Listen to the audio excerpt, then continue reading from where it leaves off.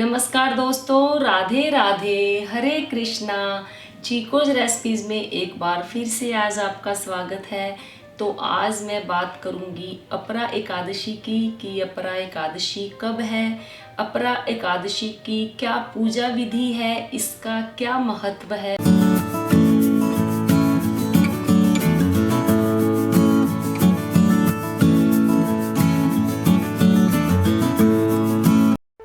Subscribe करें chikoo recipes को और बेल आइकन को टैप करें मेरी हर वीडियो सबसे पहले देखने के लिए। ज्येष्ठ मास के कृष्ण पक्ष की एकादशी को अपरा एकादशी के नाम से जाना जाता है। इस एकादशी को जल क्रीड़ा एकादशी, भद्रकाली एकादशी और अचला एकादशी के नाम से भी जाना जाता है। इस दिन भगवान श्री विष्णु की विशेष पूजा का विधान है। भगवान श्री हरि विष्णु की पूजा के साथ साथ भगवान श्री विष्णु के ही 5वें अवतार वामन ऋषि की पूजा भी की जाती है।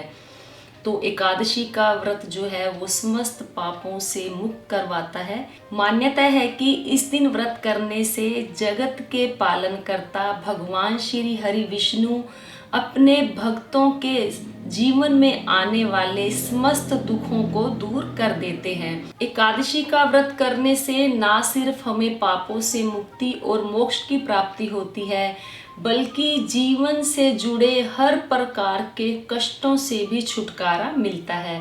कहते हैं कि इस दिन व्रत करने से अपार धन की प्राप्ति होती है और धन की देवी माँ लक्ष्मी प्रसन्न होती है। एकादशी के दिन विष्णु भगवान की पूजा के साथ साथ माँ लक्ष्मी की पूजा भी जरूर करनी चाहिए। और इस दिन गंगा स्नान का भी विशेष महत्व है।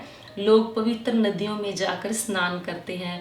अगर आप नहीं जा सकते तो आप अपने घर में ही स्नान करने वाले पानी में गंगा जल डालकर स्नान कर सकते हैं। तो इसकी पूजा विधि क्या है, जैसा कि मैं हर बार आपको बताती हूँ कि दशमी तिथि से ही इनके नियमों का, एकादशी के व्रत के नियमों का पालन शुरू हो जाता है। तो 18 मई को एकादशी का व्रत है, 17 मई को संडे है। तो संडे की शाम को अगर आपने व्रत करना है जैसे एकादशी का, तो संडे की शाम को आपको सूर्यास्त होने से पहले यानी कि दिन ढलने से पहले पहले आपको सात्विक भोजन करना है। हो सके तो रात को भजन करके सोएं, कीर्तन करके सोएं या भगवान श्री हरि का नाम लेते हुए सोएं। फिर एकादशी के दिन सुबह सूर्योदय से पहले उठे, अपने जिस पानी में आपने स्नान करना है उसमें गंगा जल डालकर स्नान करें और भगवान श्री हरि विष्णु का नाम लेते हुए ही स्नान करें। पीले वस्त्र धारण करें और जब आपने पूजा करनी है, हो सके तो आप चौकी लगाएं। अगर चौकी नहीं लगानी तो आप मंदिर में भी पूजा कर सकते हैं। तो भगवान श्री हरि को फोटो आपके पास होगी, लक्ष्मी जी की फोटो होगी। तो अगर आप चौकी लगाएंगे तो उस पर विष्णु जी और लक्ष्मी जी की फोटो रखें। गणपति जी का तो जो मैंने बताया ही है कि सुपारी आप रख सकते हैं। नहीं तो अगर गणपति जी की अगर आपके पास फोटो है, चित्र कुछ भी है, तो वो आप वो भी रख सकते हैं। और पीला चौकी पर आप पीला कपड़ा बिछाएं, पीला नहीं है तो लाल बिछाएं। आप स्वयं भी पीले वस्त्र धारण करें। भगवान श्री हरि को फूल फल नैवेद्य अर्पित करें, पीले फूल चढ़ाएं। और भगवान श्री हरि को आप पंचामृत से स्नान भी करवा सकते हैं। जैसे आपके पास लड्डू गोपाल जी हैं या राधा कृष्ण का विग्रह है, उन्हें पंचामृत से स्नान करवाएं। शालिग्राम जी को पंचामृत से स्नान करवाएं। फिर उनको तुलसी पत्र जरूर चढ़ाएं। और पूजा करने के बाद आपको करनी है आरती, फिर आपको करनी है कथा। कथा आपको मैं सुनाई दूंगी और आपको एक मंत्र पढ़ना है। मंत्र है शांताकारम भुजग शयनम पद्मनाभम सुरेशम विश्वधारम गगन सदृश्यम मेघवर्णम शुभांगम लक्ष्मीकांतम कमल नयनम योगिर्भिध्यानगम्यम वंदे विष्णु भवभयहरम सर्वलोकैकनाथम। आप इस मंत्र का जाप करें या ओम नमः भगवते वासुदेवाय मंत्र का जाप करें। विष्णु सहस्त्र नाम भी आप पढ़ सकते हैं, वो भी काफ़ी अच्छा होता है। तो आपको कथा भी सुननी है, जैसा कि मैंने अभी बताया ही आपको कि कथा मैं आपको सुनाई दूंगी। और भोग आपको लगाना है, दूध का भोग लगाना है, ड्राई फ्रूट का भोग लगा सकते हो। और आप जो व्रत में, एकादशी के व्रत में जो खाना खाया जाता है यानी कि अन्न ग्रहण नहीं किया जाता, तो आपको व्रत वाला भोजन ही भोग लगाना है और स्वयं भी वो ही ग्रहण करना है।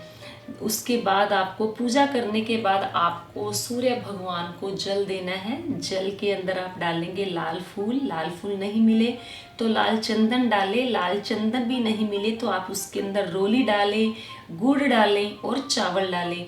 फिर सूर्य भगवान को जल अर्पित करें। उसके बाद आपको दान भी जो देना है वो भी आपको अन्न दान दे सकते हैं या आप दूध का दान दे सकते हैं, जो जैसे मौसम के फ्रूट्स हैं उसका दान भी आप दे सकते हैं। फिर आपको सुबह भी तुलसी जी में दिया जलाना है और शाम को भी आपको तुलसी जी में दिया जलाना है। जैसे कई लोग पूछ रहे थे कि मैम एकादशी को भी जो तुलसी पत्र नहीं तोड़ा जाता और पहले दिन संडे है तो हम क्या करेंगे, तो आप शनिवार को तुलसी पत्ता तोड़ कर रख ले। तुलसी का जो पत्ता होता है वो 11 दिन तक बासी नहीं होता, उसे आप चढ़ा सकते हैं। तो आप शनिवार को ही तुलसी के पत्ते तोड़कर फ्रिज में रख ले और आप इतवार को भी ठाकुर जी पर तुलसी पत्ता चढ़ाएं और जो एकादशी होगी सोमवार को उस दिन भी आप ठाकुर जी को तुलसी का पत्ता चढ़ाएं।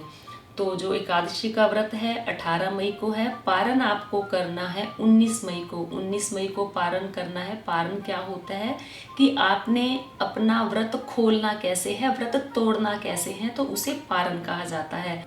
तो जो पारण का टाइम है वो है 19 तारीख को सुबह 5:27 से लेकर सुबह 8:12 तक है। तो आप सुबह मान लो 8:12 तक अपने व्रत का पारण कर सकते हैं। व्रत का पारण कैसे किया जाता है ये भी आपको पता ही है, हर बार बताती हूँ कि अन्न का दान दे, चावल का दान दे, चावल की कोई चीज़ बनाकर ठाकुर जी को भोग लगाएं, उसका दान करें, फिर आप उसे स्वयं ग्रहण करें। तो ये मैंने आपको पूजा विधि भी बता दी। तो आपको फिर सुननी होगी कथा में आपको एकादशी के व्रत की जो कथा है वो आपको मिल ही जाएगी, क्योंकि अलग अलग एकादशी की जो कथा है वो भी अलग अलग होती है, उसकी वीडियो भी आपको मिल जाएगी।